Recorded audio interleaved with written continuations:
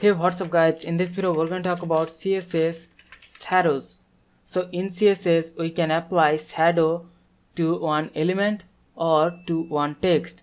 So for that we have the CSS text shadow property and also we have the box shadow property. So first of all we're going to talk about the text shadow property. So now we're going to see how we can apply some shadow around the text. For that we're going to select the h2 element. So now we have to use the text shadow property. So here first of all we have to specify the horizontal shadow. So I'm gonna use 2 pixels, and then we have to specify the vertical shadow. Also we're gonna use 2 pixels. So you can see we have the shadow around the text, and also we can specify the color of the shadow like red. So you can see we have the red shadow around the text, and also we can specify the blur effect of the shadow.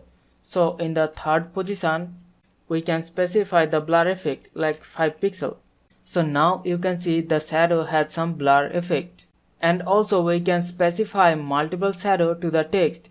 So we have to use the comma, and similar way first of all we have to specify the horizontal shadow, then the vertical shadow, and then the blur effect, and after that we have to specify the color of the shadow. So you can see we have applied multiple shadows to the text. So now we're going to talk about the box shadow property. So the box shadow property applies shadow to the element. Like an example, we're going to create one div element, and now we're going to select the div element, and we're going to add some border of 1 pixel solid red, and also we're going to add some width of 50%, and also we're going to add some height of 50 pixels. So you can see we have the div element, and now to add some shadow to the element we can use the box shadow property. And here first of all we have to specify the horizontal shadow. So I'm going to use 5 pixels, and then we have to specify the vertical shadow. Also we're going to use 5 pixels. So you can see we have the shadow around the div element, and here also we can specify the color of the shadow. So I'm going to use red, and also we can apply some blur effect to the shadow, like an example 10 pixels. So you can see we have applied the shadow around the div element.